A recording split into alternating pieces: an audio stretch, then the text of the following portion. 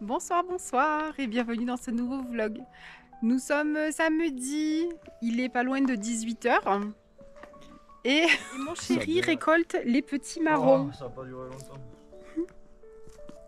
Il y en a plein, j'ai envie de faire des petites activités Ça dure qu'un temps. automnales. Tu veux les collectionner? Donne. Fais gaffe, ça pique. Aïe, mais ça fait mal, t'es bête.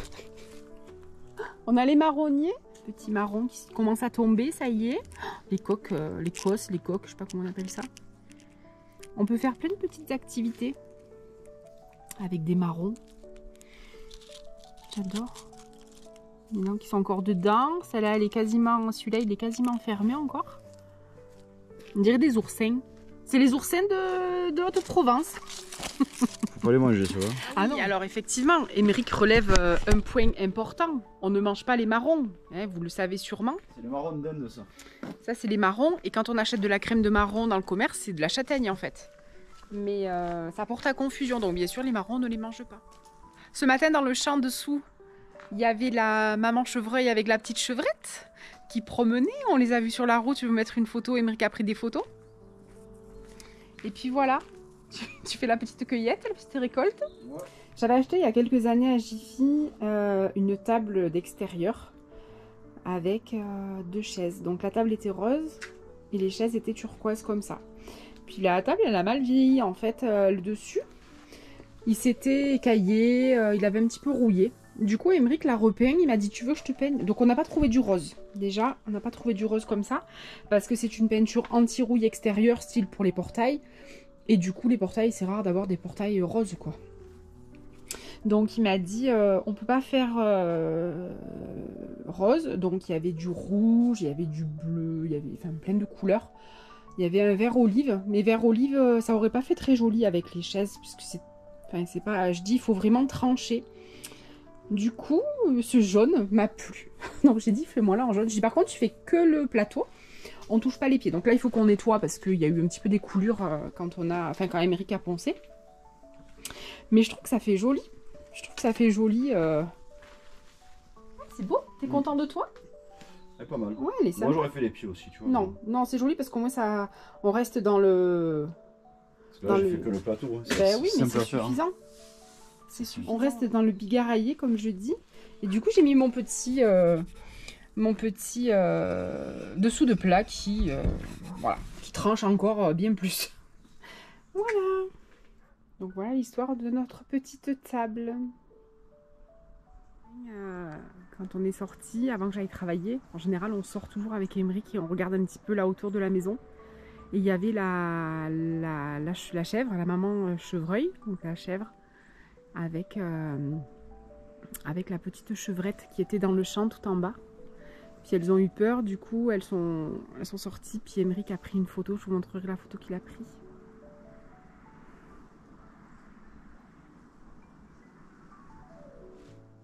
Le hou est de plus en plus beau, je ne l'ai jamais vu avec autant de boules. Comme je vous avais dit, c'est même choquant tellement qu'il en a, je trouve, on voit même plus les feuilles.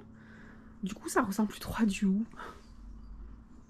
Le hou habituellement c'est ça, voilà, vous avez un peu des feuilles et puis vous avez quelques petites boules. Voilà, c'est joli comme ça, c'est des petites boules et puis des feuilles. Voilà, mais là quand il y en a trop comme ça, du coup ça fait bizarre je trouve.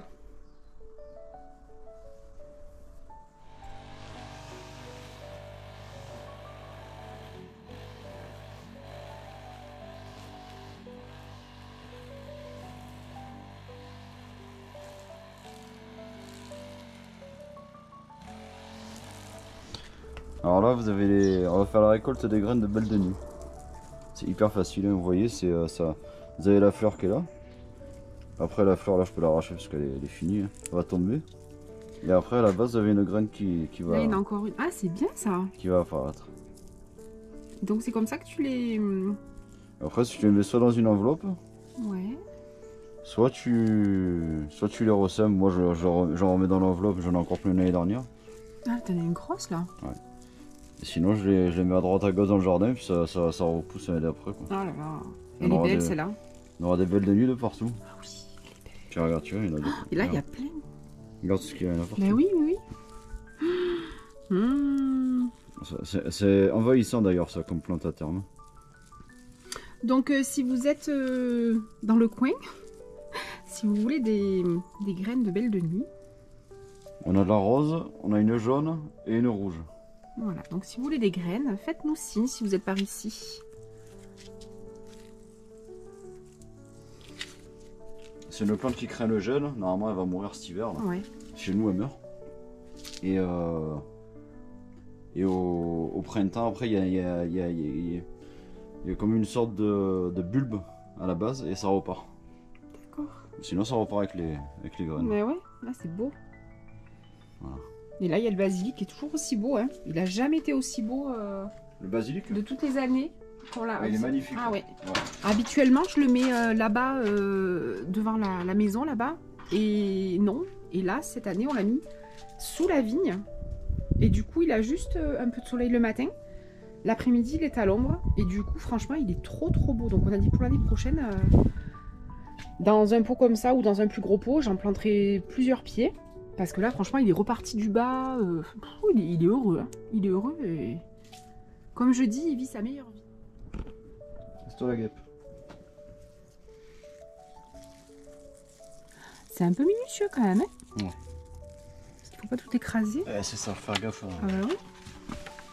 Faire gaffe à pas écraser.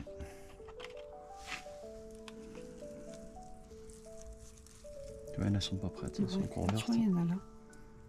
Là, il y en a, voilà. Il y en a 3 ou 4 voilà. là. Qu'est-ce que tu as?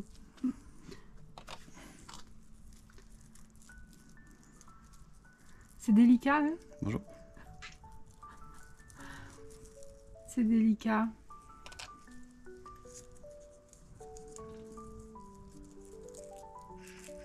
Moi j'aime bien faire ça. Bah oui.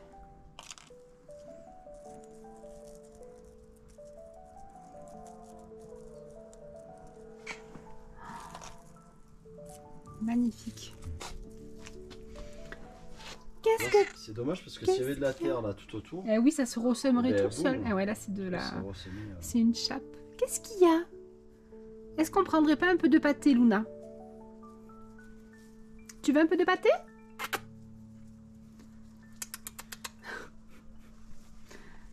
Oh là là. Oh ma chérie. Oh ma chérie, ma chérie, ma chérie. Allez, on va prendre un peu de pâté. Là, il y a l'autre belle de nuit. Voilà, il n'y a pas encore de graines sur ça là parce qu'elle vient de commencer à fleurir à peine. Donc faut compter 15 jours entre la floraison et la graine. 15 jours, 3 semaines après. Ouais. Enfin, c'est ce que j'ai compris. Et puis il y en a une jaune, il y a une rose aussi, tu vois, au milieu, qui pousse là. Ah, c'est fou ça, ouais. Ouais. Ah oui, mon Dieu, elle s'est perdue. Ah, mais c'est un autre pied en fait. C'est un autre pied, ouais. Ah oui, c'est un autre pied. Donc en fait, il y a un pied de jaune Ouais. et un pied de... Mais elles sont pas très Ils sont pas belles, bien là. parce Ouais. qu'il y a le Cosmo qui a... Alors lui tout il va, envahi, quoi. il va Il fait prendre. pas de fleurs. Il est énorme. Il fait pas une fleur. Trop d'azote. Du coup, il prend de la place pour rien et il étouffe les autres. Là, par contre, il y a Ouais, il y a des soucis en dessous qui n'arrivent pas à pousser. il y a non les, plus, voilà, les et- soucis qui sont T'as les œillets qui ont bien pris. soucis par qui ont de contre. gros soucis et les œillets par Mais contre. tu vois, les œillets ils partent de là. Hein. Et ouais, Puis ils cherchent tu le vois, soleil en il fait. Hein, s'échappe, ils cherchent il s'échappe de lui, ouais. la lumière. Il cherche le soleil, ouais, Ah c'est oui. ça. Bon, par contre, on va en avoir partout des œillets parce Oh, que c'est pas grave, c'est beau ça. tu vois, les graines, c'est pareil, elles sont là. Et ça se ressème. Ah oui, oui, c'est beau. J'aime le yéden par Ça se contre. ressème Ouais. facile, quoi. Tu vois, ça tombe et puis boum, Ah ça... ouais. on va en avoir partout. Ouais. Vu le nombre de fleurs qu'il a fait. Ça, c'est pareil, tu vois, j'en prends, hop. Soit tu les mets dans des enveloppes, tu les gardes pour les ressemer au printemps ou tu peux les... Les balancer, Tu peux ouais, les les balancer, semer à la puis volée ça- comme ça, bien sûr. Ça reprend, quoi. C'est beau. Mais alors, je vais vous montrer la différence. Donc, vous voyez ce cosmos là, c'est dommage parce que j'adore les cosmos. Hein. J'adore. Donc, vous voyez comme il est énorme. Vous voyez bien parce que j'ai le soleil dans les yeux. Vous avez celui-là qui est tout pas beau, mais il a fait des fleurs. Bon, il est en fin de floraison, mais il est tout petit, il est tout rascagné et finalement il a fait des fleurs. Là, vous avez un petit liseron qui pousse au pied. Bon, là, c'est la fin, il va geler de toute façon parce que là, il commence à faire très froid. Et là, vous avez le liseron quand on a fait... on fait monter contre le séchoir. Voilà. Voilà. Oui, oui, oui, pour le printemps prochain, ouais. On a la sauge qui est toujours bien belle. Qui est toujours jolie, hein. La sauge, elle est belle. Hein. Elle est vraiment... Là, on a les soucis. Là, on a... Emmerich l'avait ramené du travail. C'est des espèces de crocus. Je crois que c'est des tulipes d'hiver. Je sais plus exactement comment ça s'appelle. Et là, on a son beau rhododendron. Il est magnifique. Voilà, donc elle valide pas celui-là. Filet de saumon, ananas, cranberry. Bon, ça passe pas du tout. Elle l'a senti, même pas. Elle l'a goûté, rien du tout. Et là, du coup, j'ai donné truite, courgette et thym. Et là, ça passe. Bon, après, c'est hyper particulier quand même. Hein, ananas, cranberry. Du coup, c'est salé sucré. Celui-là, là-dedans, tu veux goûter? J'ai mis ananas. Bon, c'est pas ça. Là, j'ai mis thym courgette. Ah. Bon, l'ananas, elle a rien voulu savoir. Voilà, c'est bien une provençale. Thym courgette. Mange ma Louis. Voilà, on a mis les fleurs pour l'hivernage. Il commence à faire très froid chez nous là. On a des matins à 2-3 degrés, donc ça va pas tarder à geler. On a rentré les impatients de Nouvelle-Guinée, vous vous rappelez, je les avais achetés à la serre. Donc je sais pas si on va arriver à les conserver jusqu'à l'été prochain, enfin du moins jusqu'au printemps. J'aimerais bien parce qu'ils sont magnifiques. Après là j'ai peur que... Je sais pas si on va arriver à les conserver. J'aimerais bien. Donc voilà. Voilà les petites fleurs pour l'hiver. Il y a la plante de ZZ. Ici on a le basilic. Derrière aussi, ici, on a le basilic. Est-ce qu'on va arriver à le garder? Je sais pas, on verra bien. Voilà, ça fait un petit jardin d'hiver. C'est l'étagère que j'avais dans la salle à manger où j'avais toutes mes orchidées dessus. Je sais pas si vous vous rappelez. L'inconvénient, c'est que les orchidées, du coup, vu que dans le salon, on n'a pas beaucoup de clarté, et ben, du coup, vu que c'était devant la vitre, devant la grande baie vitrée, ben, du coup, ça mangeait de la clarté. On l'a enlevé. Les orchidées, on les a remis là-bas parce que là, elles ont un peu souffert l'hiver dernier. C'est une pièce qui n'est pas chauffée.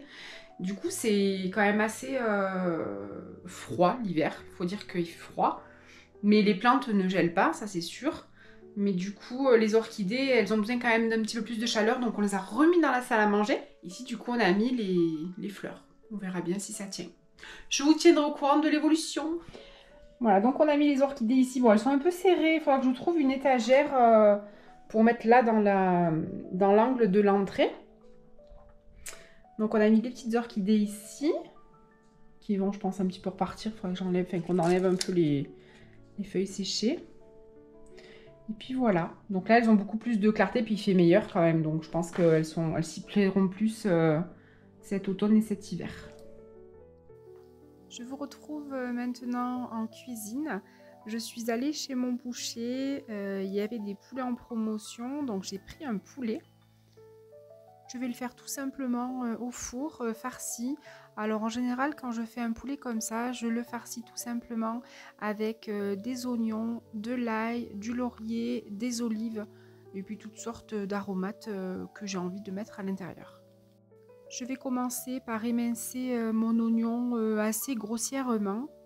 Je n'avais plus d'oignon Simiane du jardin de mes parents, du coup c'est un oignon du commerce, mais j'aime bien l'oignon rouge, je le trouve un petit peu plus doux, un petit peu plus sucré que les oignons blancs. J'y ajoute quelques gousses d'ail et je vais farcir tout simplement mon poulet en alternant les différents ingrédients. Je mets du laurier, j'hésite pas à mettre beaucoup d'aromates, c'est ce qui va vraiment donner le goût au poulet. Et si vous souhaitez que les blancs soient moins secs, il suffit tout simplement de tourner votre poulet, le mettre sur les blancs. Les olives sont des olives que ma mère a préparées. Un ami lui donne des olives de ses oliviers et elle les prépare à la saumure, elle les pique, elle les fait macérer. C'est un régal ces olives. J'ai ensuite épluché mes pommes de terre et ici rien ne se perd. Du coup les épluchures partent dans le vallon pour les animaux sauvages. Je vais ensuite cuire mes pommes de terre à la vapeur dans mon micro-vape et ça part pour 20 minutes de cuisson à la vapeur. J'ai testé pour la première fois mon petit presse-purée que j'avais acheté à la ressourcerie, je vous en avais parlé, et j'en suis vraiment ravie. Je le trouve hyper pratique, très facile, il suffit vraiment d'avoir les patates qui soient bien cuites. Et franchement, c'est un jeu d'enfant. Je suis vraiment très contente. Ça évite de sortir le gros moulin à légumes. Ça évite aussi de prendre le presse-purée manuel. Et vraiment, j'en suis hyper contente. Je rajoute du beurre, du lait chaud. Et je vais tout simplement mélanger pour rendre ma purée bien onctueuse. Je me sers également du service que j'avais acheté à la ressourcerie. Je vous en avais parlé dans un vlog précédent. J'en suis ravie. Il fait tout son effet sur une jolie table. Donc je coupe mon poulet. Comme je vous ai dit, si vous souhaitez un poulet avec des blancs plus onctueux, il suffit simplement de tourner le poulet à la cuisson et de le mettre sur les blancs. Les blancs seront beaucoup plus onctueux. Voilà, c'est une recette toute simple. On arrive en automne et on apprécie de rallumer le four parce que l'été, le four, je m'en sers vraiment très rarement. Là, ça y est, on rentre dans les plats chauds, une bonne purée maison, un bon poulet et vraiment une recette toute simple et indémodable dans mon joli service et j'en suis ravie de ça aussi. Émeric est allé balader et il m'a ramené de la sarriette. Donc la sarriette, ça fait partie des herbes de Provence.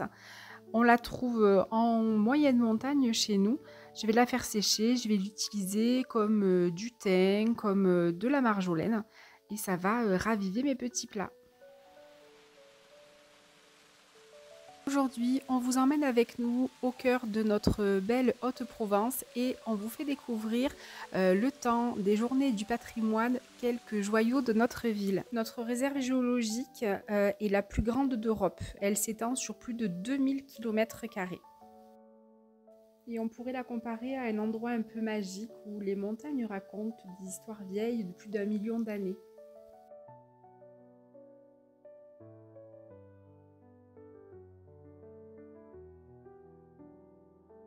On est au frais. On est un peu au frais là, c'est bien. C'est cool. Il y a du monde. Il fait 34. 34, ouais. On dirait qu'on a que ce jour-là pour le faire. On est un peu... Mais bon, c'est pas grave. Là, il fait frais, c'est agréable. Les ammonites et tout autre fossile sont très présents au musée.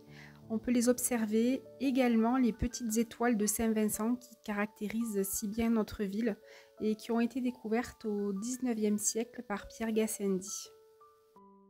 On ne se lasse pas d'observer nos montagnes, les sommets qu'on connaît si bien. Et puis dans ces roches, on peut lire toutes les traces anciennes d'océan. C'est quand même bizarre à se dire que la mer était là avant. Et puis toutes ces créatures disparues, les paysages qui ont aussi changé de nombreuses fois.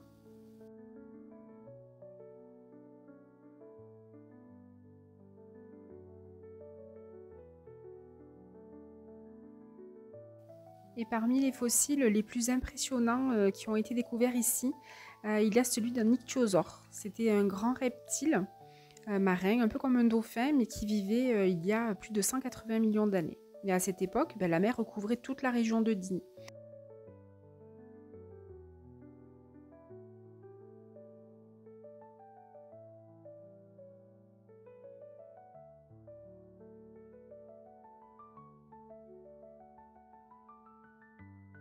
Des étudiants, des chercheurs viennent d'un petit peu partout dans le monde pour étudier cette géologie. Ils viennent observer les plis des montagnes, les fossiles, comprendre un petit peu comment s'est formé ce paysage. Parce qu'ici, chaque falaise raconte un petit peu l'histoire de la Terre.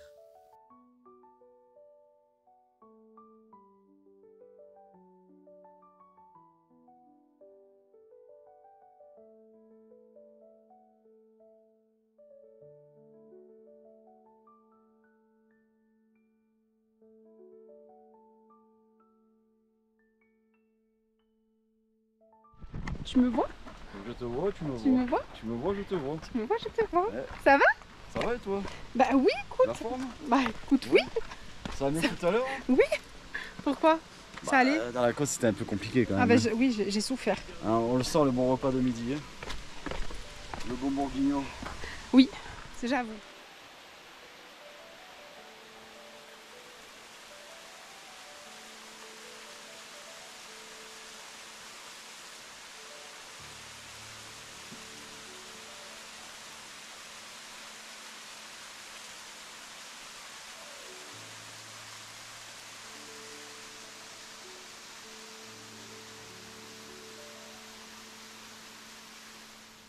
Oh, là c'est beau. C'est glissant. Magnifique, ouais. Elles est toujours splendide ce cascade. Ils sont magnifiques.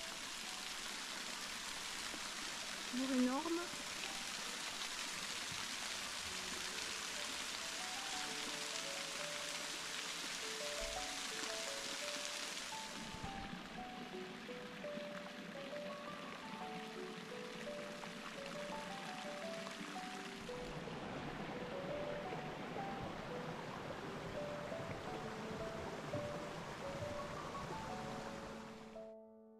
On a ensuite pris la direction de la dalle aux ammonites, qui est pour nous un lieu emblématique de la réserve géologique de la ville.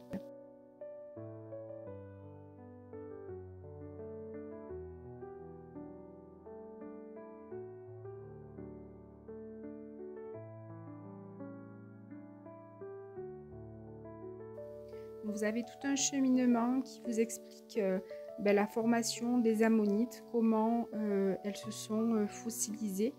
Et vous avez tout un petit chemin pour arriver jusqu'à la dalle.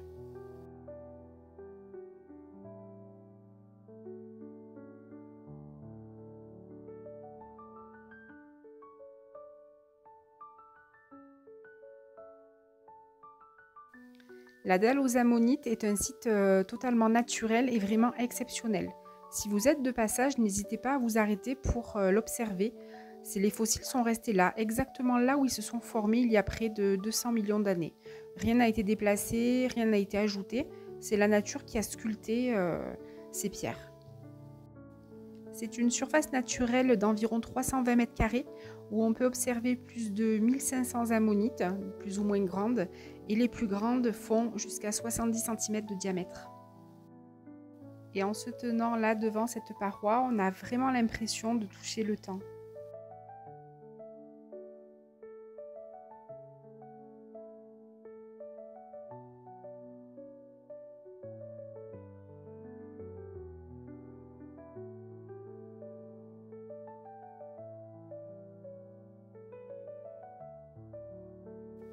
Nous avons ensuite pris le chemin du musée de la ville, le musée Gassendi.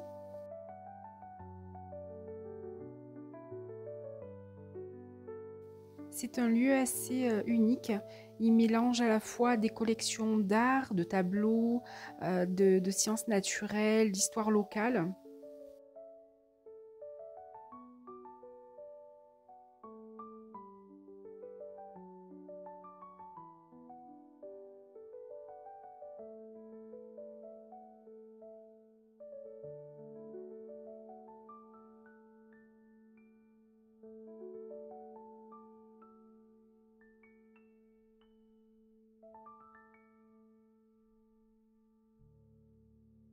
On retrouve également l'histoire de Pierre Gassendi, célèbre astronome, mathématicien, physicien, qui est né ici, alors pas à Digne, mais sur les hauteurs, à Champtercier.